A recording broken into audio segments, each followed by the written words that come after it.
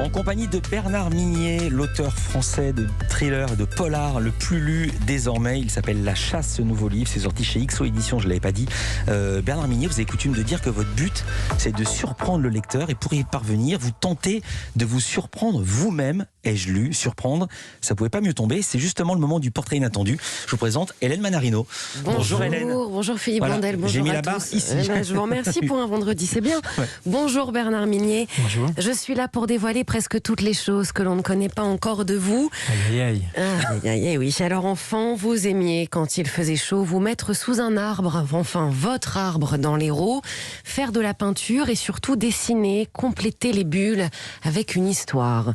D'ailleurs, un carton de tous vos dessins a été récemment retrouvé. Déjà, juste un mot, déjà il est scié. Déjà il n'en revient pas, Bernard Minier. D'où vous tenez ça? Elle sait tout. Je vous propose ce matin, Bernard Minier, d'aller sous cet arbre une deuxième fois pour nous replonger dans vos souvenirs d'enfance. Passionné d'encyclopédie, vous aimiez beaucoup les Disney, notamment le livre de la jungle. Votre chambre était remplie d'affiches Oh la Disney. vache. Ouais. Et d'une grande C'est vrai. affiche Midnight Express que vous aviez collée derrière la porte avec cette phrase « Il ne faut jamais désespérer ». Petit garçon curieux, à l'âge de 2 ans, alors que tous les enfants jouaient ensemble sur un grand terrain à côté de votre maison, vous êtes parti tout seul. Tout le monde était paniqué car au bout de ce champ, il y avait un ruisseau, donc forcément il y avait une grande inquiétude. Mais au bout d'une heure, ils vous ont retrouvé, vous étiez habillé tout de bleu, parti dans les coursives d'un immeuble en montant les 4 étages tout seul à l'âge de 2 ans.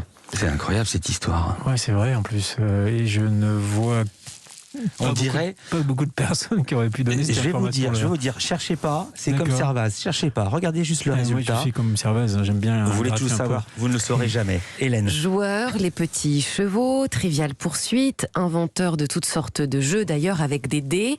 À l'âge de 11 ans, vous formez avec votre bande d'amis une bande, les Incorruptibles. Au secours. Ouais, c'est vrai. C'est vrai. Les Incorruptibles, alors vous Mon étiez Dieu. le leader, les consignes, elles venaient de vous, tout le monde vous écoutait Bernard Minier, vous étiez le chef de bande, vous étiez même le chouchou des profs, à tel point que ça agaçait même les profs que vous soyez le chouchou de tout le monde. Ça n'a pas duré. Hein.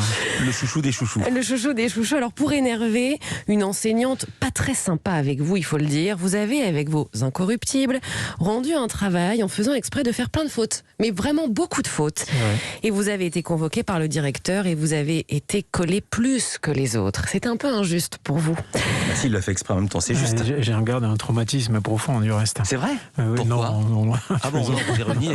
non, tout de même pas. D'accord. Au contraire, c'est plutôt un fait de gloire. Sportif, de la gym depuis vos 11 ans, vous continuez d'ailleurs, vous décidez de partir aussi un jour en Espagne avec un copain. Pendant 1 an, la grande aventure et vous aimiez rouler très très vite tout le temps. Un jour, vous rentrez d'une soirée et vous trouvez que votre voiture fait un bruit assez bizarre, qu'elle secoue. Vous vous êtes arrêté, vous êtes sorti de la voiture pour vérifier et là vous vous rendez compte que vous ne roulez pas sur la route mais dans un champ, d'où les secousses. Bernard Minier, il y a eu aussi la fac de médecine, enfin la chaise de la cafétéria de la fac de médecine qui se rappelle sûrement de vous, puisque vous n'alliez pas en cours, mais vous passiez votre temps à écrire à la cafette, comme on dit. Mais le dessin a toujours été là. Vous avez d'ailleurs récemment dessiné le portrait du chien de votre sœur. Ah. Est-ce que D'accord. voilà. Je vois. Ah voilà. Ok, Je me suis grillée toute seule. Mais oui. C'est génial. Bravo. C'est vendredi, Hélène. C'est la première fois que ça m'arrive. C'est Ouais. bien. Je vais quand même finir ce portrait. Vous Ouais. aimez écrire. Je peux jamais écrire de polar, moi, c'est bien. Ouais. Vous aimez écrire dans le lieu où se passe l'intrigue de vos ouvrages. Gourmand, vous ne pouvez vous passer d'un tiramisu et vous vous détendez en lisant Pyrénées Magazine. Alors, Bernard Minier, l'écriture est devenue votre vie. Vous nous embarquez dans chaque histoire de vos romans. Incorruptible, oui, mais surtout indispensable. Merci joli. beaucoup, Hélène. Alors, à part savoir qui a la balance, est-ce que vous êtes reconnue dans ce joli portrait? Ah oui, tout à fait, complètement. Juste une petite rectification, je suis parti tout seul en Espagne, j'étais pas avec un copain. Ah pardon, bon, Ouais, peut-être que je suis c'était parti des sur les copains là-bas. routes, j'appelle ça mon plan Kerouac en fait.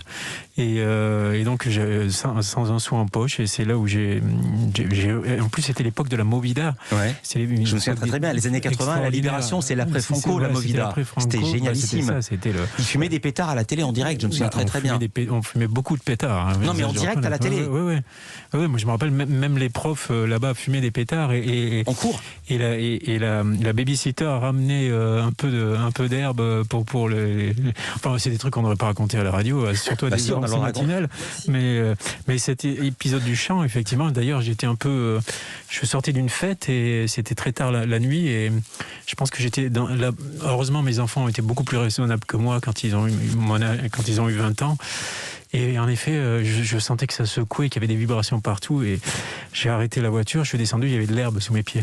Donc j'étais au milieu d'un champ et j'ai tourné pendant certains temps avant de trouver la sortie. Et j'adore quand vous dites ces choses qu'on ne doit pas raconter à la radio, parce que je rappelle quand même que vous racontez des crimes horribles dans ce livre et dans tous les livres. On peut tout raconter à la radio, ça ne veut pas dire qu'on approuve ce qu'on raconte. Merci beaucoup, Hélène Manarino.